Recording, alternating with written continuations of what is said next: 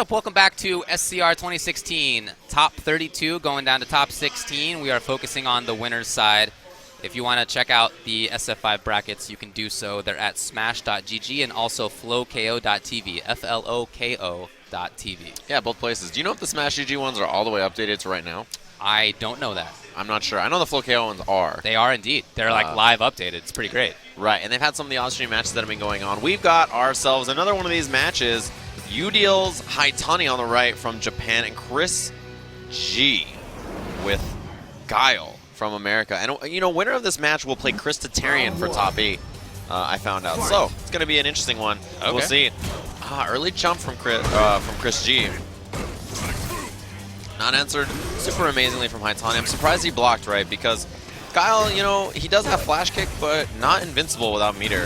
So you really don't have to respect it. It does have upper body invincibility at the start, which can be okay for anti-airs. Yeah, but as a reversal, not the business. It's not the greatest. Early stun for Haitani. Great pressure so far, and Chris G didn't really have options for it in the corner. Hey, the walk back, he confirms it. Nicely done. And now Chris G is just stuck. What do you do? Sweep or something into trigger at least? Okay, yeah, Spheres into trigger. Spent meter too. Okay, so he feels he can have a chance to do this, I guess. Jump back short, the OS tech. And it got him the round. That's the best part, right? When your option select to beat throws and strikes happens to hit somebody in the air and win you the game. That's why that's important. Trolling. Nicely done. The knee behind. Oh, that's so cute. That can be very unsafe if done point blank like that, but because the booms were there, it was a Doom beam to save him. I'm telling you, he's playing Morgan Doom. Yeah, dude. He literally, Haitani saw that and was like, why would you even knee here? Let me just hit a button. Oh. Yeah. Okay. It's definitely Morgan Doom. Although I guess that'd be missiles. Hey, it's alright. Yeah, I can find missiles. It's alright, it's alright. It's the matchup, dude. He's playing beam. Anti-air on Wake Up. Chris G was so ready for it. It was a great little trap to have the projectile out. Look, I think what I'm impressed by right now is Chris does not need to press buttons. He's being very patient. Okay, well now he's caught. Now it's bad news for him. But for a lot of this match, he's been really not doing a whole lot. Throwing a boom, oh, what safe. A neutral jump. Not enough. Could have gotten bigger damage there. You see, so Chris does that, I think, more than any other guy, right? That low medium kick you expect to be canceled into the overhead because there's a target combo, but he just does low medium kick, then another one, then the target combo. Dang, he did jump fierce so he would be over that boom. That was so sick. Yeah, I got him. I think it was the jump heavy kick or whatever it was. Oh, I'm sorry. Yeah, no, jump roundhouse is what I meant to say. Not jump fierce. Flash. Okay, sweep. He gets the corner carry. And oh, boy. It's huge damage. Yes, CA as well. Doesn't spend. Next confirmed for sure. Crouching jab. Haitani's okay spending that V reversal, of course. He's got a pretty sizable lead. Sure. Yeah, I mean, at this point, he wants to react to a boom is what I'm betting. It didn't come there. Yeah, he was a bit far. Oh, that thing works from 2/3 screen, dude. Yeah, it is real far. You're right. And playing patient, you see Haitani not reversaling with buttons or doing anything too silly. Oh, I love Haitani's style right now. He just doesn't need to take any risks. Yeah, and he's close to having chip available too. At this point, why not spend meter if you're Chris? There's no more round after this. Right, so you got to use it. All right, do something with it. It doesn't lead to much. Oh, but Chris tried to get in there and get a punish. He was too late.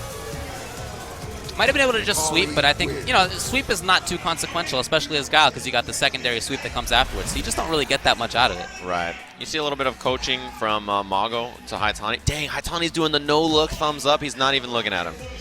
It is the I'm staring directly at the screen hitting you with a thumbs up because I'm prepared for this match. This is to get into top 16 winners here at SCR.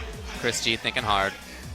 Yeah. We talked about this yesterday, but he doesn't really believe in Guile. He likes not. Guile a lot, but he doesn't think that the character's that great. He likes Guile to play. He thinks it's fun. Exactly. Yeah. But the strength of the character, he's not so sure about. He's not so sure about. Other people will tell you differently. But, I mean, you know, that's his experience, and he's certainly strong with the character. Right. So the reason I bring that up is that if you don't believe very strongly in your character, it can be tougher to even find what to do. Right. Because you think, my character just isn't that good, he just doesn't have those tools. What am I supposed to do about that? Yeah, you think, well, what's my answer? My character doesn't have it. All right, loops. Close to stun. Kind of a mental barrier to actually finding the true response. One more for stun. The V reversal gets rid of stun gauge as well as creates some space for himself out of range. That jump roundhouse has been doing work.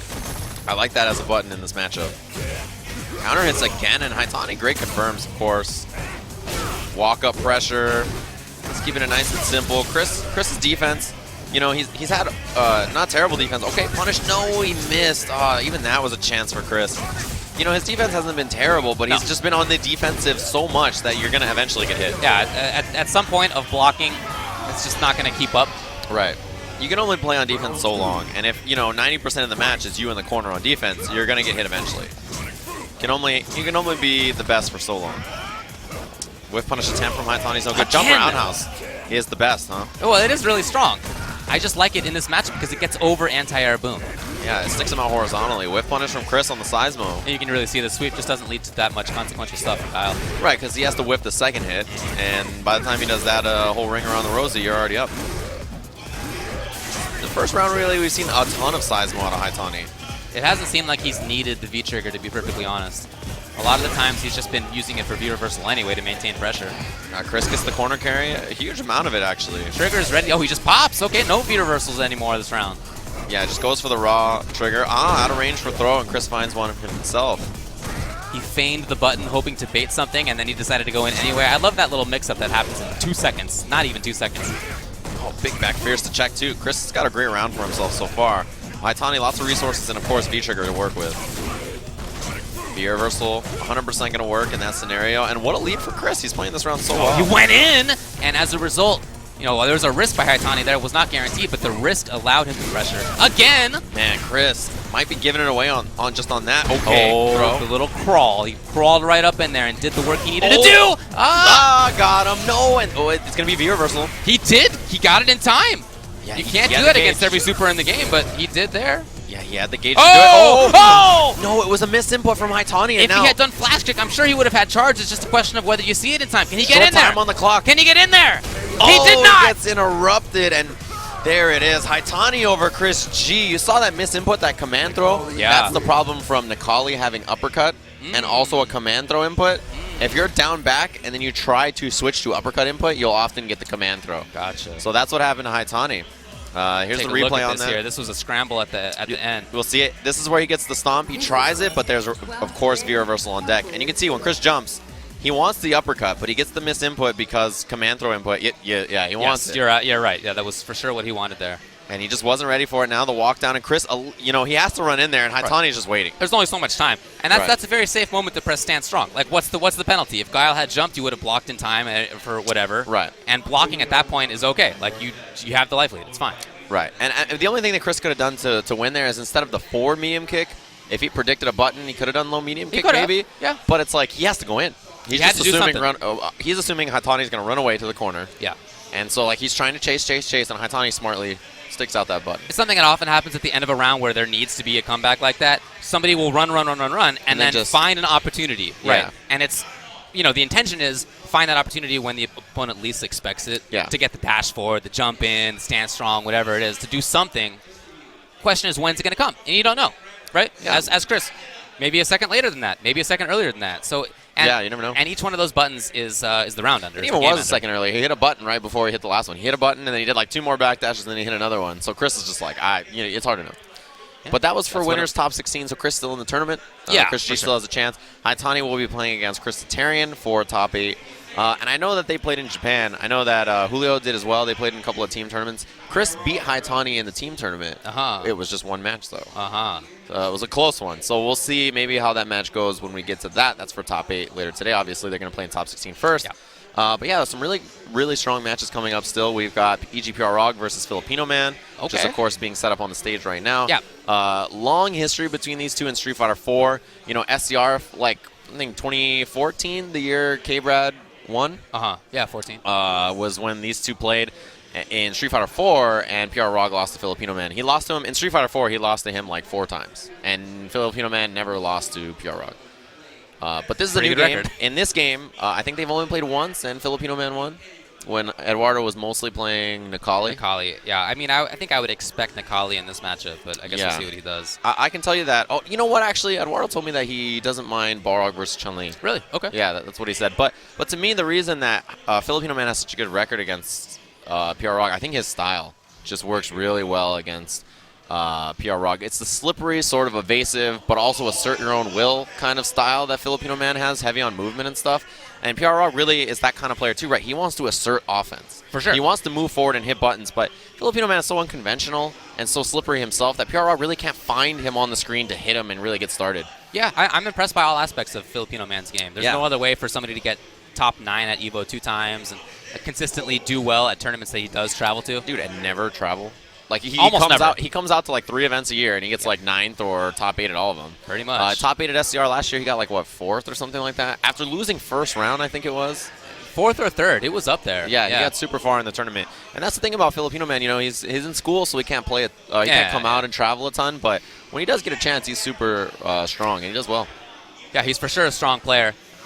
I like the Chun pick for him. I think that character makes a lot of sense. Yeah. Not just because, of course, she's strong, but because he gets to play a similar game to the Rose that he played before. Yeah. She still has these great normal mid-range buttons. She has the fireball. She has close medium kick, a.k.a. Air legs. Air legs. Yeah. So I find a lot of similarities between the two. I like the pick a lot. Filipino Man really good about figuring out those situations where it's like, okay, you are going to tech here, which is air legs, a.k.a. in the other game, he'd do neutral medium kick with Rose. Forbidden Duck on Twitter says that Rog and Filipino Man played again at EVO. Yeah. And Rog lost. Yeah, so I think he's lost to him maybe twice in this game already. Gotcha. In the last game, yeah, he beat Eduardo a few times. He beat him at EVO one year, the year that Eduardo did not make in top 8 in Street Fighter 4 EVO. I think that was 2015? Or, no, 2014 maybe. I think Filipino Man beat him that year as well. He has a real strong record against Eduardo. But that was before Balrog is in this game. Yeah. But it looks like Nikali is the pick, huh? Okay, yeah. You know, Filipino Man also beat Haitani in this matchup early in the year.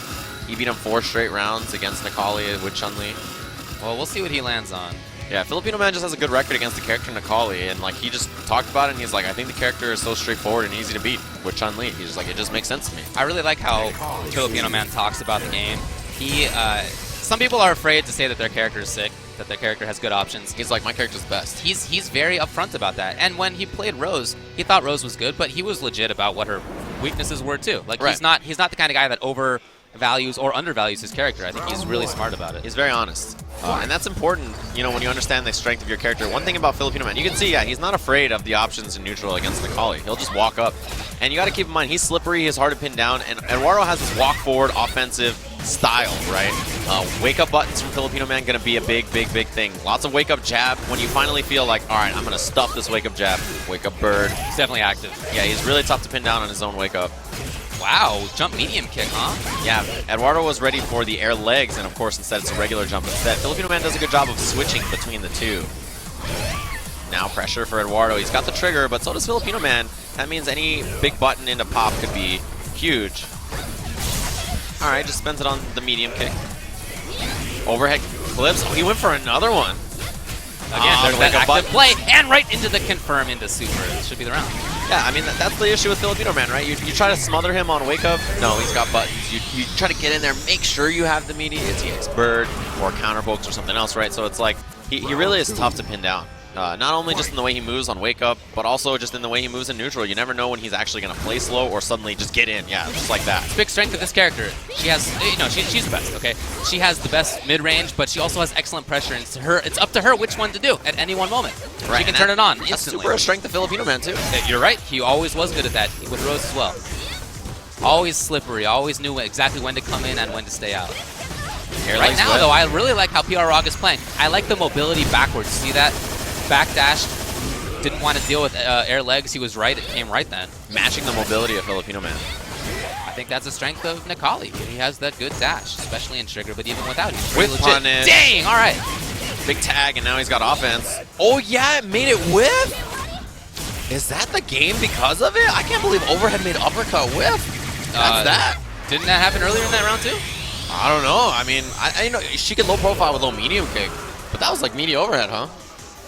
Dang, Filipino Man was ready. He knows all the setups, and that's a terrifying Filipino Man because he did not lab setups in the last game. Right. All of his setups were just, this looks about the right time. He jumps in and does a cool setup. He did have some real ones, right? But, man, Filipino Man all over PR Rog. I remember him in SF4 saying that he would just whiff buttons randomly before people get up because they think it's going to be a legit setup. Yeah, and it wasn't. Genius. The Mike Ross strategy. Oh, man, big roundhouse. But look at Filipino Man in there on the legs. I'm watching PR Rog have a really tough time knowing when to do anything against Filipino Man. When is the time to go in? When is the time to press buttons?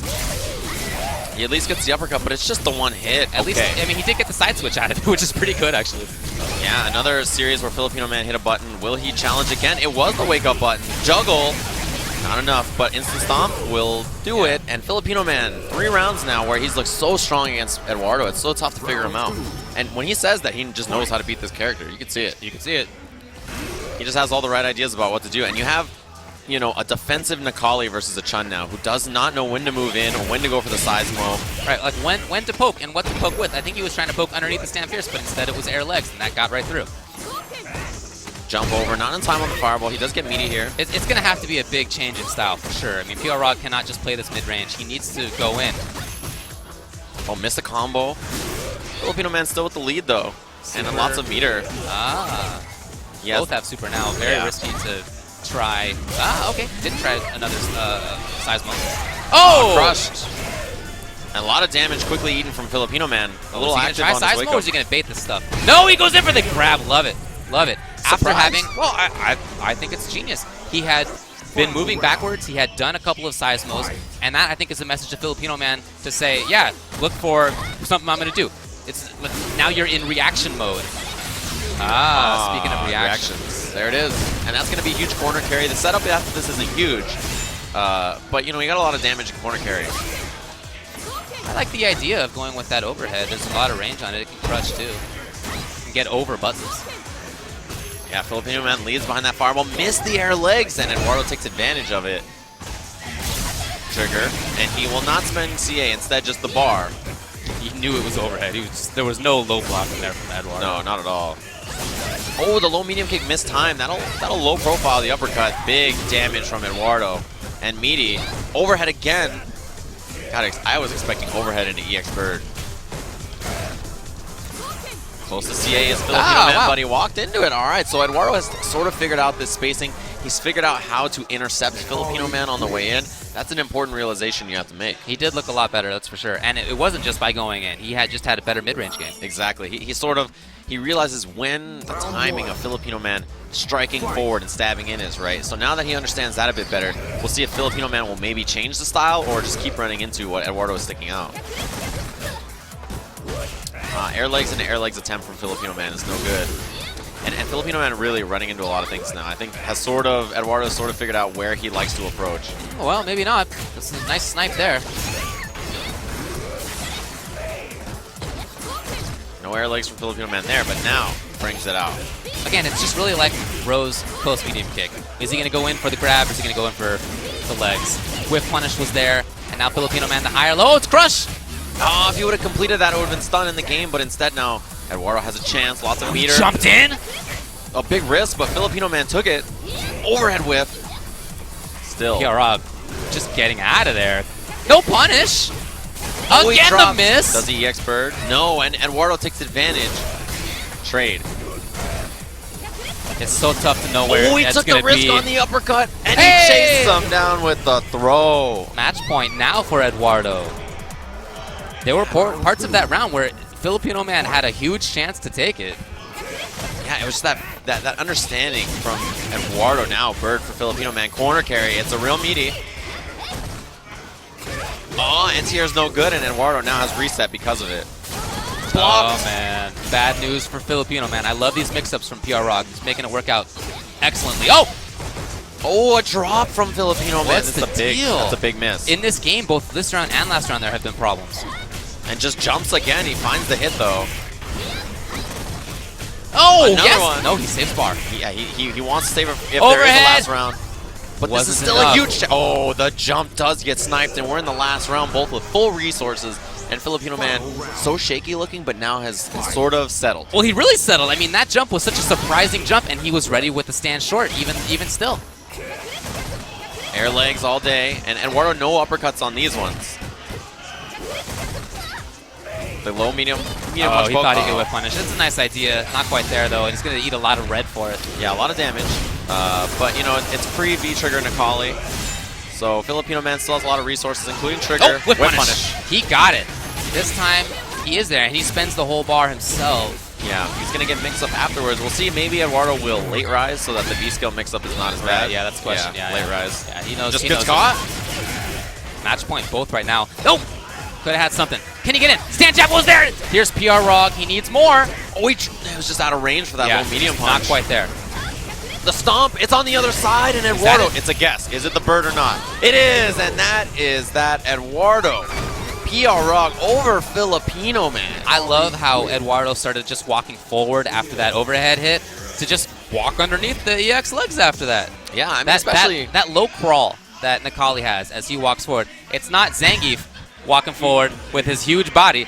It's short Necalli. Here, I think we're going to take a look at it. It's V-trigger Necalli, right? He's so little in that mode. He's so small. He really is. There's that miss on the low strong. It was out of range. Backing off, and then here we're going to get to see it. He just walks under. Yeah, you see that? Walked right under. Beautiful. Beautiful Genius. Stuff. And here's the bird. He just waited, and that was the punish. And, you know, after he beat Filipino Man, Eduardo walked up to us and looked at me and said, finally. Yeah.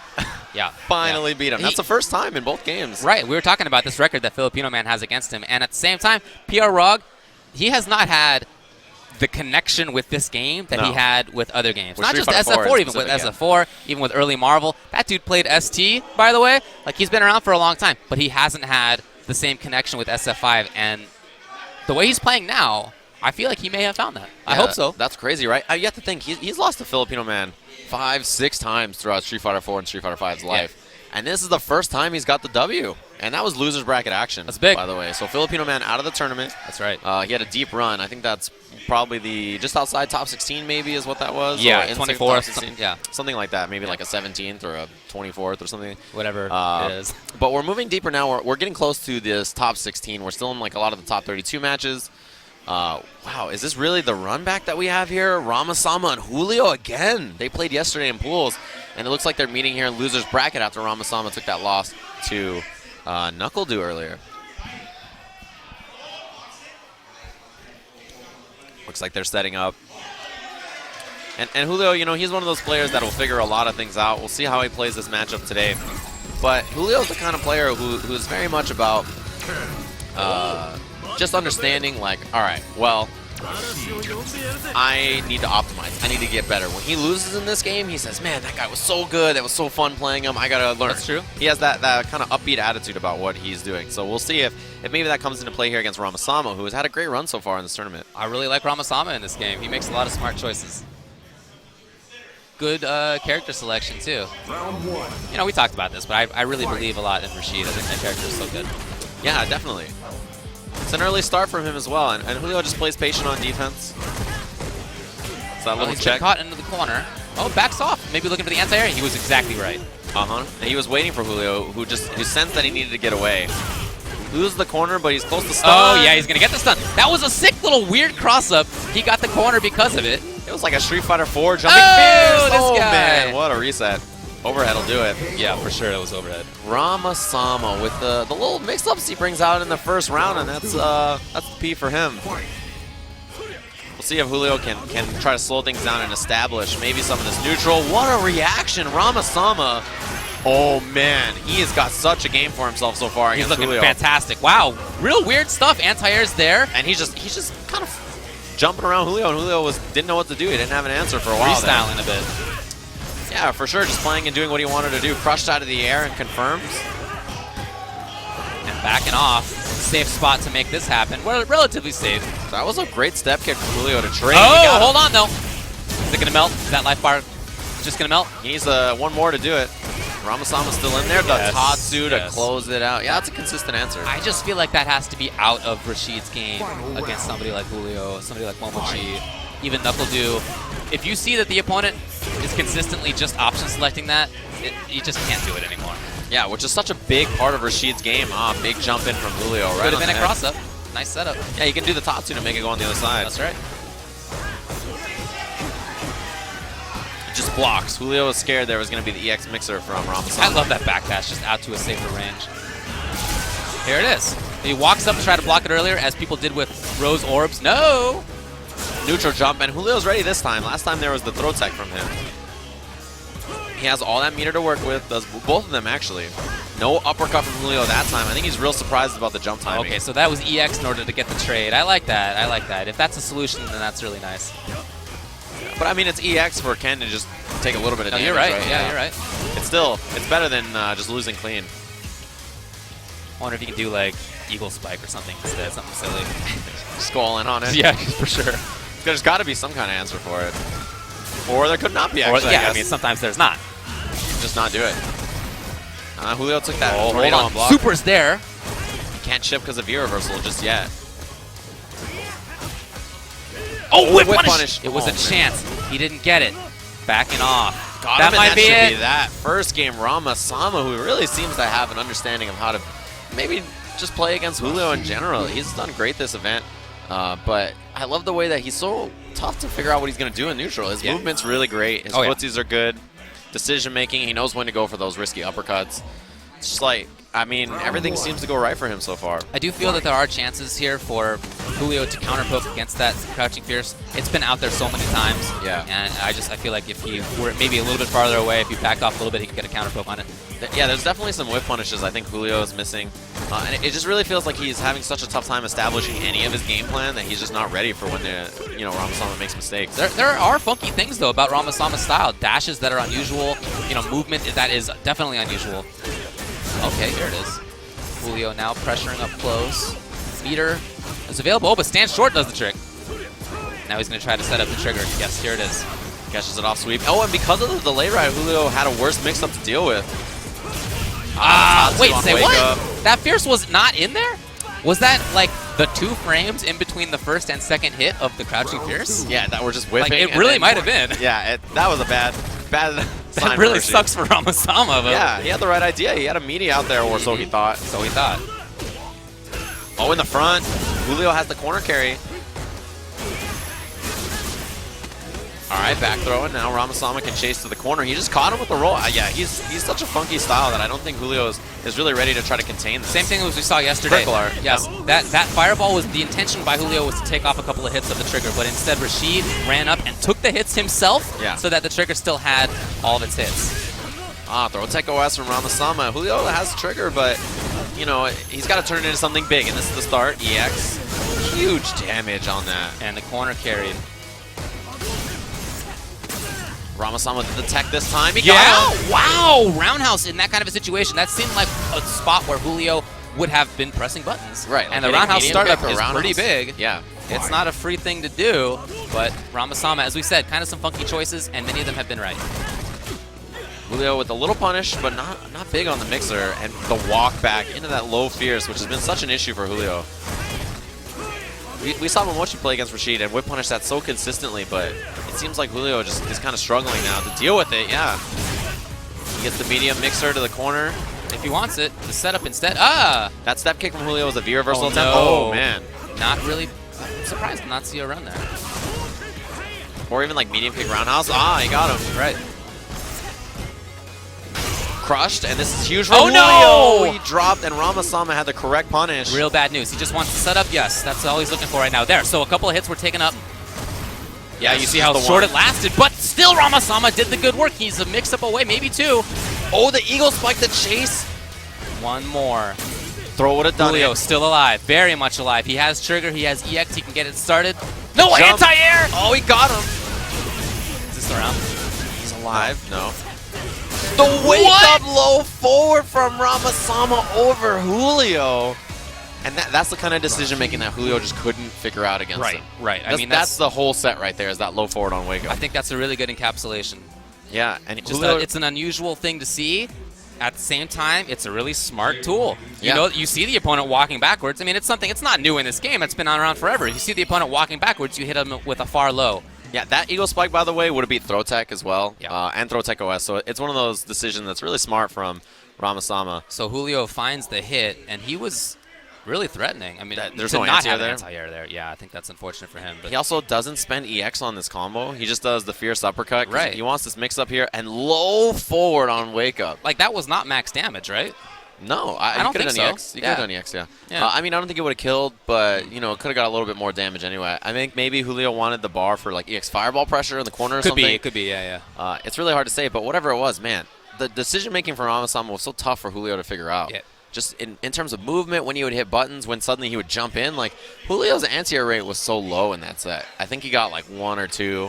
Well, every other jump was all him. That's because of that weird movement out of Ramasama. That's the whole reason for it. You don't know whether he's going to be backdashing or forward dashing, running. You don't know whether he's going to be doing crouching fierce, or is he going to jump? I mean, there are all these tools.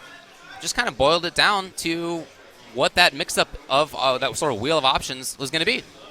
Right, and it's just often tough to decide, like, against Rashid, you kind of want to play it slow and steady, just like the slow and steady rise of vertigear chairs in this country is out of control. You can, of course, be one of the members signing up now to get yourself one over at 4gamergear.com. SCR 2016, save 10% through this weekend. You got to do it soon, folks. And as you sit there in your Capcom Pro Tour tee, broadcasting on XSplit, waiting to sign up for this Capcom Cup, in your vertigear chair, you're probably thinking, where can I follow the social media channels? Well, of course, we've got you covered here.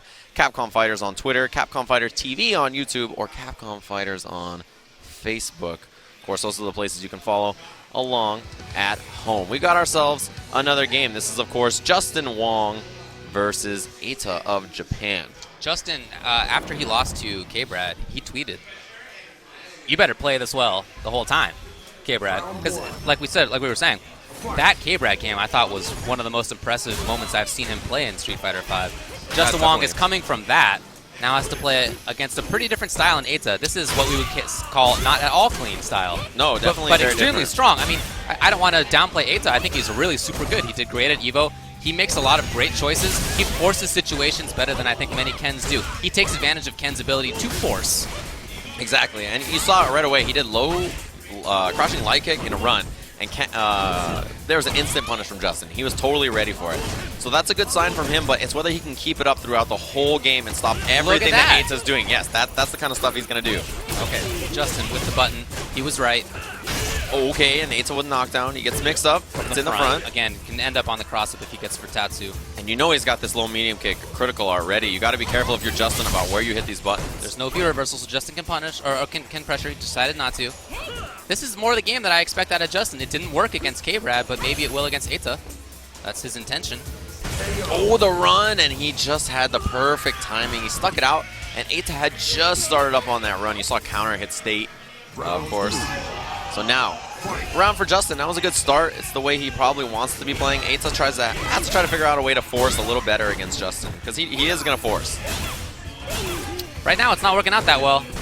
Yeah, Eita very active on defense with buttons and stuff, but has not uppercut yet, which is a surprise. I think he kind of expects Justin to respect the uppercut. It's such a different style than Momochi. I feel like it's almost an older style of Ken. Like, this was successful in the first half of this year, and so far, in the latter half of the year, the Kens who we're seeing do very well, Momochi especially, but, you know, even Chris T and Julio, that sort of run-heavy style is not working out as much as it was before. Look at the success rate Justin had on punishing run that game. Yeah. And not even just run from buttons, but raw run in neutral, right? Justin did besides the one where he got the throw, Justin was punishing it so consistently. And Eita, just immediate rematch. I guess he wants to get in there. I wonder if there'll be more of an aerial approach now, since Justin's shutting down the grounded approach a lot. At the very start there, that stand short tells me that maybe he is okay with playing the counter poke grounded game. Maybe that's the change. Yeah, he's playing a bit slower on the ground. You're right, not forcing as much. There's the air approach. All right, so the two things that we mentioned are happening.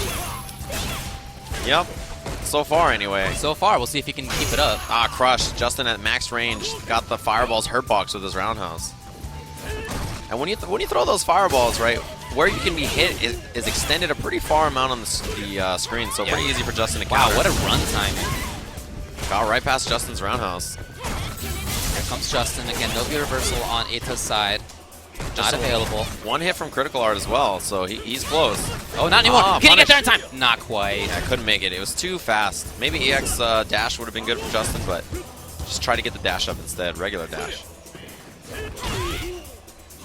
And now it's Justin controlling. Maybe an air approach soon from Eita. Yeah, can he get it? I mean, certainly he can counter poke. It's available to him. But he walks into it again. It's so tough. So tough to beat those grounded normals from Karen. I mean, Justin's so precise with them as well. I do think that there's beginning to be a pattern in terms of when he moves backwards and forwards and when he hits buttons, talking about Eita, and I think Justin is recognizing that. Yeah, 100%. He's sort of the timing that Eita wants, Justin seems to understand. And then even sometimes, yeah, the whip punish. Steps in and he's got the B skill ready. The whip punish again. Justin has a lot of the right reads right now, a lot of the right situations. Yeah, but I mean, in order to do that, though, he has the correct positioning to make that stuff count. Whip punish again. Yeah, he's just not scared. He'll walk back. Oh, try to hit confirm. Wasn't right. Okay, now forced it. Justin at least gets rid of it.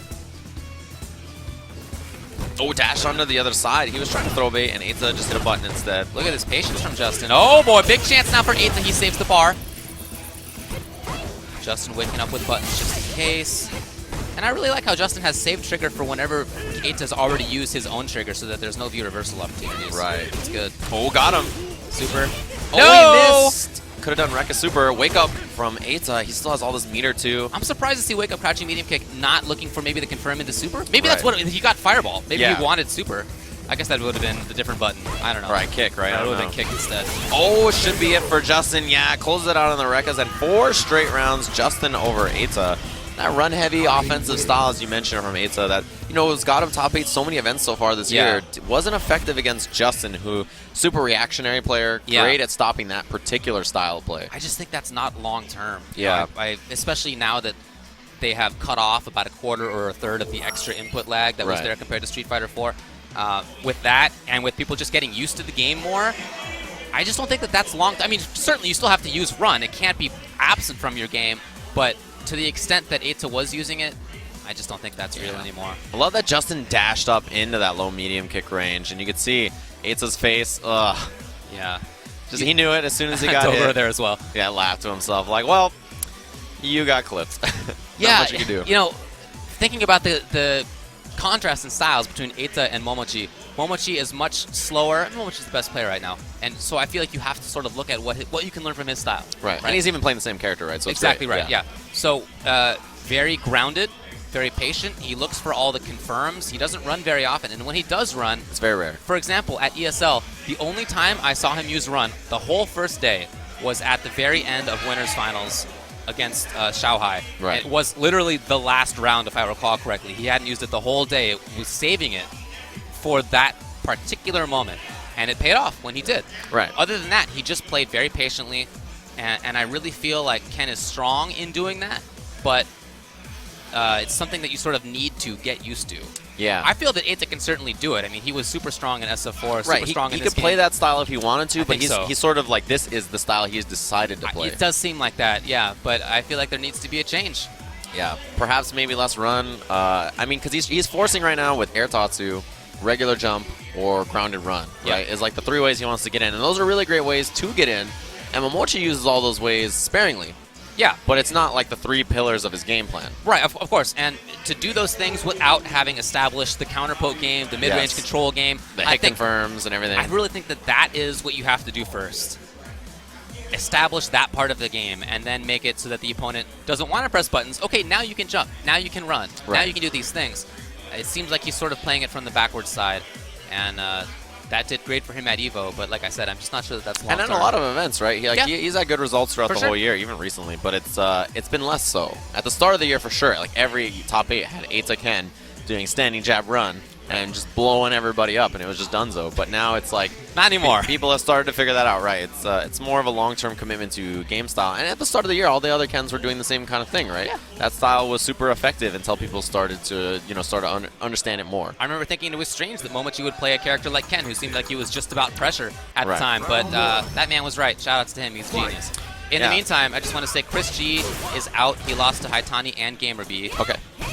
In addition to that, LPN has been eliminated, and Brent has been eliminated by Dogura. Dogura off stream. Okay, cool. Which is you guys could watch at the Flow KO site. You guys can see all the matches that are going on the other stations here. Yeah. I see some people playing casuals and stuff, but there's also tournament matches coming up. We're winding down to the top 8 later today. This is, right now, just the tail end of top 32. Top 16 will be coming up just about 10 minutes. Yeah. So this is probably our last match of top 32. I think you're right about that. But yeah, Flow KO, definitely. FLOKO.tv. I love that idea, that you can watch what's going on in pools. Yeah, because... That's so important. Everybody always wants to see more matches, right? Dude, I mean, think, right? Every fighting game event ever that has 1 million people lately, you're just thinking, Shin Akuma 666 beat Daigo I know. off stream, and you didn't get to watch it? Like at EVO, poor Kenneth Pope got 9th at EVO, and we saw one match out of him, and it was the one that he lost. Like that. And he wasn't the only one who fell into that kind of category. So if we can watch more, I think that's great. Yeah. FlowKO.tv is where you can do it. Yeah, it's an idea that like fighting game players have always talked about. Sure. So the fact that it's sort of being implemented makes me happy. It's a different it's a difficult implementation. Right. Happy to see that they're doing it. So now, we've got our match set up and ready on the screen. We saw Javi earlier playing this Balrog, and now Flash, who's made a loser's bracket run pretty deep now, is looking to fight into this top 16 loser side with Vega. Both of them out of the U.S. It's going to be Balrog Vega, as I just mentioned. But the thing about this matchup to keep in mind, right, Balrog sort of, down on the footsie side of things here. He's going to have to kind of find his way in. Yeah, Dash Punch is going to be a good option. But Flash, he has all the ranges covered with Vega normals, right? You see him staying to Clawed Vega. A lot of people will switch to Clawless. But I think he wants the extended range on the normals. Yeah, he's tried already forward pierce a couple of times. Crouching strong is another good poke. Stand strong. Yeah, stand medium punch is great. These are tools that you can use to keep Balrog out, and I think that's super important in this matchup, to keep Balrog out. If Vega gets caught, I mean, he's in bad business. Right, and so far, Javi's done the, better things to get these little situations that work out for him. I wonder if Flash now will maybe turn on a bit more, since the neutral is kind of not playing out 100% on how he'd like. Yeah, just the dash in with the V skill after. Counter poke from Flash. Flash fighting from the corner.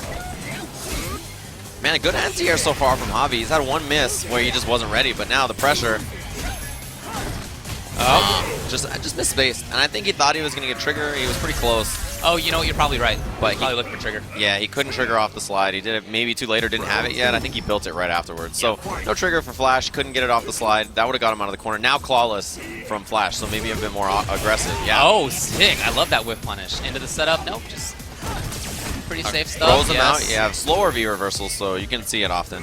I mean, you can just OS it too. Yeah, exactly. Whip punish again. So now the range that Flash has picked, I like a lot more. Walking backwards out of the range of Balrog. Look at this again. So the switch, I thought he was going to stick with Claw because it seems like the zoning body, but instead it's Clawless. Yeah, this is the stance he seems more comfortable in. I like that the range that he's picked is better. I think he could have done the same kind of idea with the other stance, but obviously this Clawless has the target combo medium punch. Right, it has extra damage, of course. Yeah, more damaging options, right? You sacrifice the range, but if you're going to be whip punishing anyway, right, outside of range and getting that target combo, why not take it? So Clawless again for Flash. Just gets caught by that low from full screen. One of the Balrog's better tools, so fast. And Vega just wants to walk backwards, right? One thing about Vega you always know is he'll block one thing and then just start walking back because he wants to abuse that walk speed to get out of the range. The whiff, but no whiff punish from Javi. Always got to pay attention to that. Throw was early from Flash. Meaty dash punch. It is safe. Oh, I would have thought that Stan struck it to it. I guess it was meaty enough, huh? Yeah, meaty dash punch, safe. It's oh wow, pressure. Still Plus, advantage, yes. Yeah. But now, Flash finds the way out. And we're back to this ranged game. I wouldn't imagine Javi would go in too hard right now. He has a big life lead. And he's been great on anti-airs. Oh, yes, punish. that time he was paying attention for it, and he got it. Yeah, you can sort of just input it no matter what, right? Like Yeah. you kind of just, you wait, there's a timing where you input it. If he does regular medium punch, nothing will come out. If he does input that roundhouse and whiffs, you'll be okay. I like the spacing that Javi decided. You know, the second round, right, Flash had tons of whip punishes on those dash punches and things he readjusted, but Javi in the third round stopped going to that, and he sort of changed his game plan to not allow Flash to punish things that were just a bit overzealous from him. Oh yeah, but about meaty dash punch, right? If it's counter hit, so you do back throw dash punch, it's safe as a meaty. Ooh, didn't see the hit. If it's counter hit, you can combo after, so it's a pretty good meaty, pretty common for Balrog. See, Flash now trying to whip punish with Stand Fierce with the claw. The range is just not there, though. Yeah, now he's adapted to go claw again, as you know, he tried a couple rounds without, but this is looking okay so far. I'm really interested to see this back and forth, these different styles out of Flash. I'd love to talk with him later about why he chose one at one time and the other at the other. Yeah, he's played 4 rounds so far, and it's split evenly between claw and claw. Right. And this is looking like a great claw round for himself. I think it's just this, yeah, interrupt too. It's just the spacing that Javi is picking, right? If if Javi sees, all right, he's just going to play this range game with the claw, now I can dash punch him. But, you know, if he starts to just try to do that, then, you know, he goes back to claw less and then starts whip punishing with a target combo. So it's probably just about where Balrog chooses to be on screen. Oh, punish. Oh, yeah. No, didn't get it on time. I didn't think he expected the latter half of that roll to miss. Yeah. I'm sure Flash didn't either. Right, of course. Flash caught. I like that range by Javi.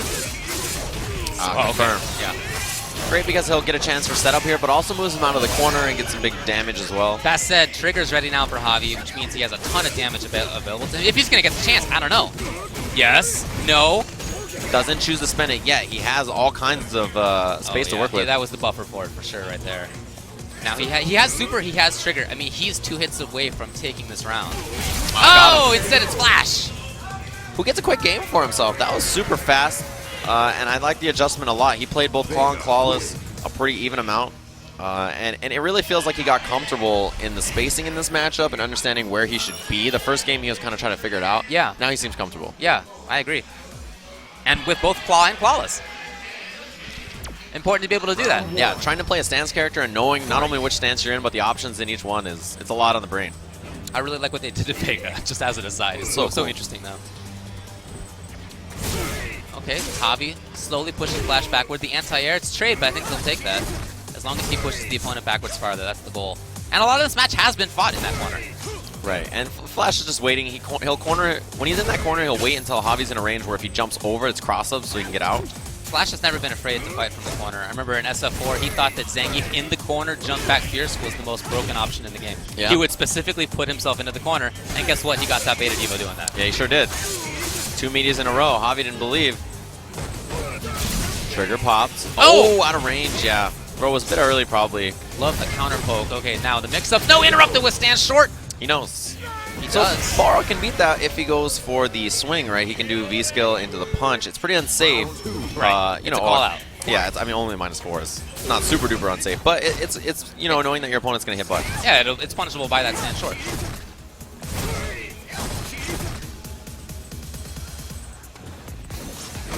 Like that jump timing. That was real good. Yeah, he let Flash whip his own and then got in. Exactly. Now he's looking for the counter poke. He's controlling this corner again. Again, I feel like this has been so much of the set, fighting from this corner, but consistently Flash has been able to get out. Punish, it is there. Not a lot of damage. Flash knows he has super ready. I'm surprised to see Flash so consistently pressing buttons after EX dash punch. That has frame advantage for Balrog. Yeah, it's just a +1, so if he hits jab and you hit this should be critical art.